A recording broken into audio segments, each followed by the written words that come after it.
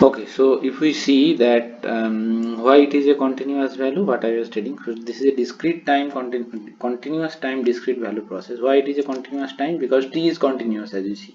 How it is a discrete value? We said because we said that a k can be is drawn from +1 to -1 uniform distribution, and we assume, or we said that it can be in one decimal place. What does it mean? It means AK can be -1, minus zero point -0.9, minus zero point -0.8 like this, and 0.9 and 1. So it cannot be 0.92 or it cannot be minus 0.85. So it is a discrete process which can take the values up to one decimal place. So it can be +1, it can be plus zero point -0.9, it can be plus zero point -0.8 like this, and it cannot be in between. So it is a discrete value continuous time process. Okay, now the last thing we are having, the last part, so which is called the discrete time discrete value process. So this is a discrete time and discrete value process. Discrete time discrete value process. What is that discrete time discrete value process? So now let us give one example. Discrete time discrete value process. What is that? Discrete time discrete value process. So let's give one example.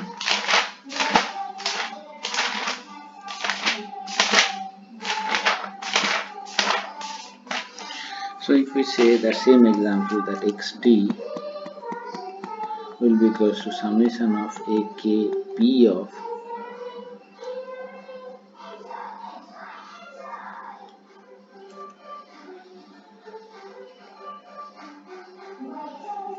t minus kt, t is the delta time, and delta of t minus nts. Okay, so the summation is over k. So it should be x n, and then we need to plot it, the n versus xn.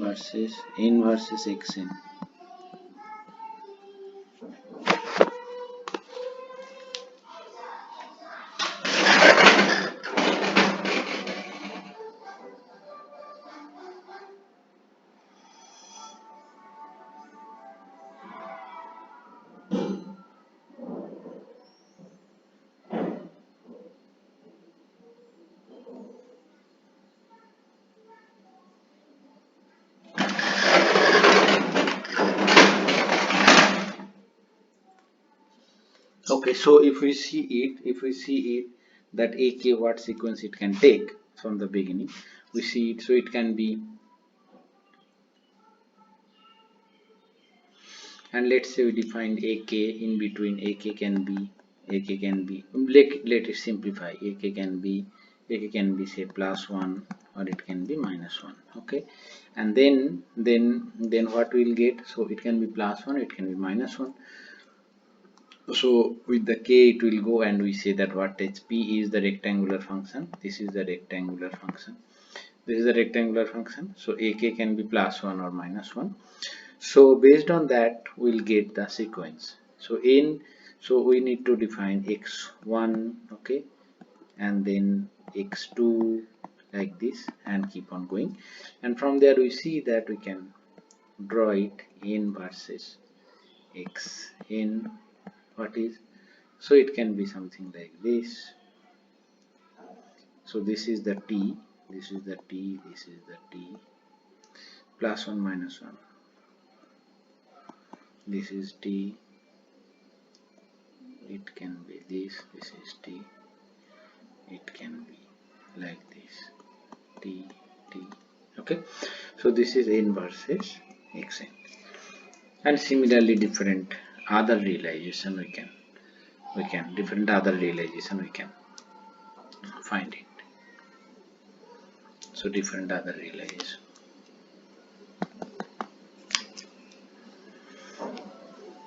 Okay, so this is a discrete time discrete value process. This is a discrete time discrete value process. Other realization, let's draw it. In versus t. Okay, so it is like this is this is t, this kind of thing, x, another realization. So you can do like similar realization. Okay, so we need to draw it properly. So this way we can do it. Now, so apart from this, so we have discussed that 4 different types. Apart from this, there are different other classification which we need to discuss here. So there are two things we must say. One is that the process is deterministic or non-deterministic. Another classification. So a process is called to be deterministic. So deterministic process, deterministic random process. So a process is called deterministic random process. A random process is called a deterministic process. A deterministic random process if future value of any sample realization future value of any sample realization future value of any sample realization future value of any sample realization can be predicted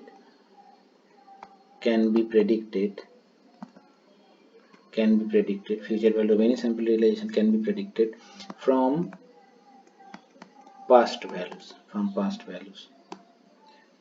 What is the example? Example is, for example, you can say xt will be equals to a sine omega t plus theta, where theta is from 0 to uniform distribution 0 to 2 pi.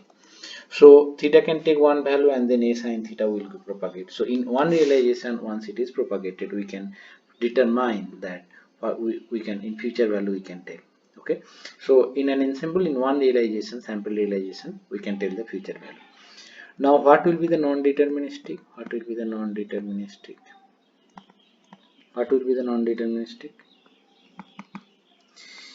If future value of any sample realization of any sample realization future value of any sample realization cannot be predicted from observed past values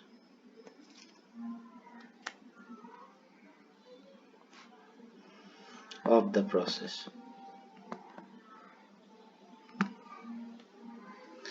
The example of rectangular function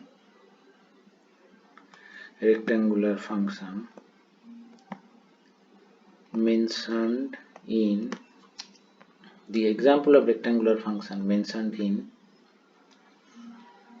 let's say here, the example of rectangular function mentioned in here, the example of rectangular function mentioned in here, the example of rectangular function mentioned in here is non-deterministic because the amplitude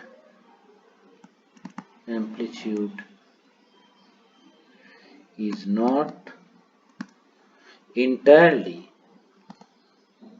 specified as a function of time. Okay, so we see that what is deterministic process and what is non-deterministic process. So non-deterministic random process and deterministic random process.